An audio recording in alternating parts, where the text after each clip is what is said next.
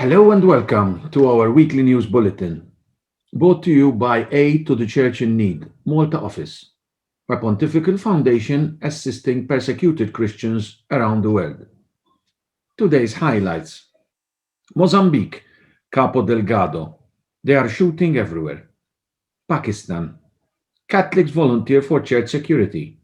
Brazil, a car for Mar Adentro, Catholic lay community. Brazil, donation is saving lives. International. ACN's new report wants to give a fresh impetus to the defense of human dignity. Welcome. And we start off with this week's edition of our news bulletin from Mozambique, Capo Delgado. They are shooting everywhere. We are running, trying to hide on the shore. They are shooting everywhere. These are the words of a man from the town of Palma in the far north of Mozambique, who recorded this message in the middle of the attack by armed groups of 24th March this year. In the recording, which was sent to Aid to the Church in Need, the man is heard running while saying that the houses have been abandoned, a clear indication that the entire population have fled their homes. Many priests and religious have been forced to abandon their parishes and missions as a result of these armed attacks, which have been ravaging this region in the north of Mozambique since 2017. Father Edgar Silva, a Brazilian missionary working in Pemba, confirmed that the population has fled as a result of this attack. Many of the families of our catechists in Palma have been in touch with us to tell us that they have fled. When these attacks take place, the people flee into the mountains, and so it is difficult to communicate with them, he explained. Capo Delgado province has been the target of attacks by armed groups linked to ISIS, a situation that has plunged the entire region into a humanitarian crisis. According to United Nations figures, there are already over 670,000 refugees or internally displaced, and more than 2,000 people have been killed. ACN has been supporting the efforts of the local church to help these refugees by providing emergency aid and also subsistence aid for the priests and religious who are ministering to this population. We now pass on to our next item concerning Pakistan. Pakistani Catholics volunteer for church security. Feast day masses have been a concern in Pakistan since the suicide bombing in the crowded Gulshan El Iqbal Park of Lahore on Easter 2016.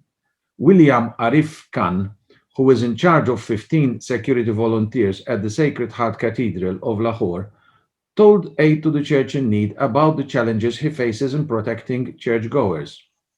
For the past 12 years, I have been leading young men dedicated to support the security guards stationed at the cathedral. Their ages range from 14 to 32. We don't expect any rewards. I just want to organize these young people who guard Sunday Mass from 8 a.m. to 11 a.m. I cater to the volunteers' needs, like giving them water and juice in the summer and hot tea during the winter. All of them are on the job and dedicate their holiday to the church. About 2 decades ago, flights were common at Easter and Christmas vigils. At least 25 policemen, including two women officials, are deployed for masses on Easter, Christmas, and New Year's. They train our security volunteers a week before about how to manage a terrorist attack. Walk-through gates and snipers are used to provide security for the masses. Everybody is afraid of the terrorists, but we stand for the one who protects us all. Our faith tells us that God won't let us down. Therefore, we perform our duties with complete passion and avoid negative thinking. We pass on to Brazil, a car for Mar Adentro Catholic lay community. The Catholic lay community Mar Adentro has been active for 15 years now in the city of Belém in northern Brazil. They have established a spiritual center here and organized prayer meetings and Eucharistic adoration, as well as preparing young people for confirmation and young couples for marriage. The community also offers various educational opportunities and psychological counseling, as well as caring for those in need, especially the children. However, here in the Amazon region, these young lay missionaries, men and women, and their volunteer helpers don't confine themselves only to the big city. Faithful to the words that Jesus spoke to Peter, put out into the deep, from which the community incidentally takes its name, they also minister to the people living in the rainforest, on the river banks, and on the islands in the rivers. Many of these villages are accessible only by water, and that is why, some years ago, thanks to our kind benefactors, we were able to help them with a boat for their pastoral work. But their community also needed a car to transport materials and for its many charitable projects and pastoral programs, both in the city itself and in the other towns and villages that are accessible by road. The roads are poor, and the journeys are often long. So now, and thanks once again to the help of the volunteers, ACN was able to help. The community has bought a vehicle suited to its needs. Everyone is delighted, and these lay missionaries send their heartfelt thanks, both for themselves and on behalf of those they serve. We have another article coming from Brazil. Actually, this time, your donation is saving lives. The lives of babies, children, adolescents, and now also young people and adults are being saved daily through your donations.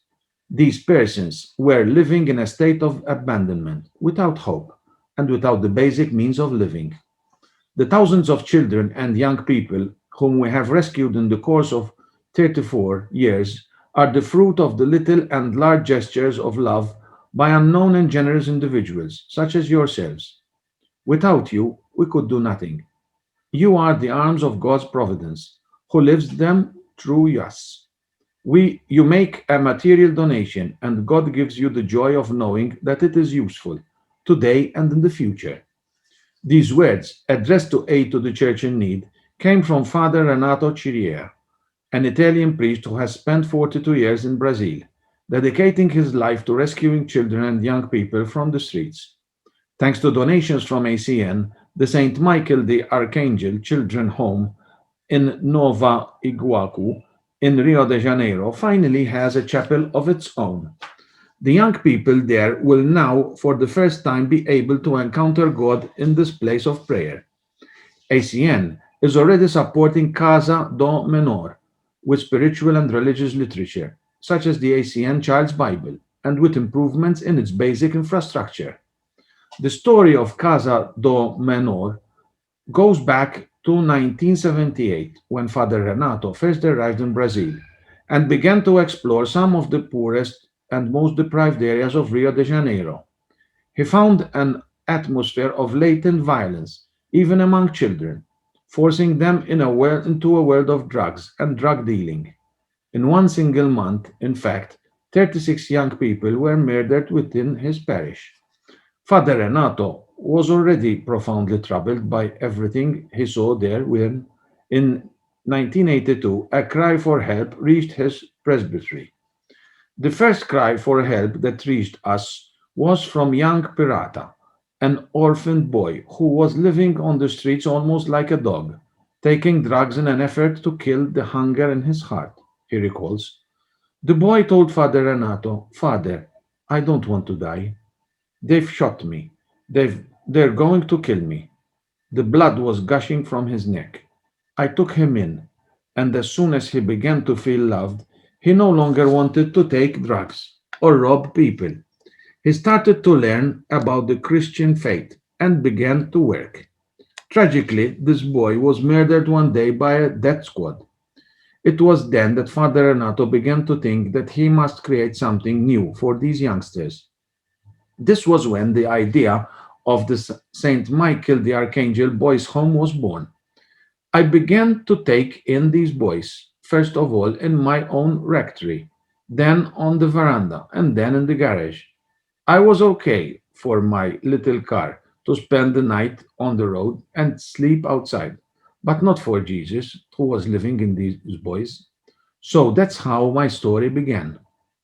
As of today, more than 1,000 children and young people have passed through the doors of Casa do Menor, which welcomes them as members of the family, helps them to continue their studies, and enables them to spend some time with God, thereby helping towards their reintegration into society. We are not simply a refugee, we are a home, a family. Today, these youngsters have fathers and mothers, thanks to whom they can live the experience of being loved sons and daughters. Father Renato is most grateful to donors of ACN for enabling him to continue offering a decent home for these youngsters and now also build a chapel for Casa do Menor. We are thankful for ACN for the important help they've given us, both for the infrastructure and for the spiritual formation and growth. I would like the donors to be able to rejoice with us at the miracles of transformation and the rescuing of these lives, which were once under a death sentence. ACN's new report wants to give a fresh impetus to the defense of human dignity. The Religious Freedom in the World report is a means of raising our voices for those who no longer have the freedom to speak for themselves and who are being persecuted for their faith all over the world, explained the executive president of Aid to the Church in Need, Dr. Thomas Heingelden, when asked about the upcoming publication of the Religious Freedom in the World report. ACN will present the report in Malta on Thursday, the 29th April 2021. Its findings will also be made public in numerous other cities worldwide to reach a broad audience with an interest in human rights, Dr. Heingelden continued. ACN began preparing these reports in 1999, and this is the 15th edition of the Religious Freedom in the World report. The charity is the only international Catholic institution that regularly examines and analyzes the status of religious freedom in 196 countries around the world. For ACM, this report is a means of supporting the Universal Church and fulfilling Pope Francis' wish to give a fresh impetus to the defense of religious freedom and human dignity, explained Dr. Hangelden. The country reports are prepared by independent international experts and cover all religious and religious persuasions. As Dr. Hangelden explained, this makes it possible for ACN to start a conversation with many of our fellow citizens to raise their interest and at the same time to hone their awareness for the issues of religious freedom. In fact, I'd like to take this opportunity to invite you all to join us on the 29th of April at 5:30 p.m. via Zoom so that you can be able to follow the launch of this report. This brings us to the end of our news bulletin for this week.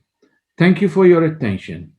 Those of you who are interested to know more about Aid to the Church in Need and its work, please contact us via our website www.acnmalta.org. I thank you once again and I wish you a blessed week.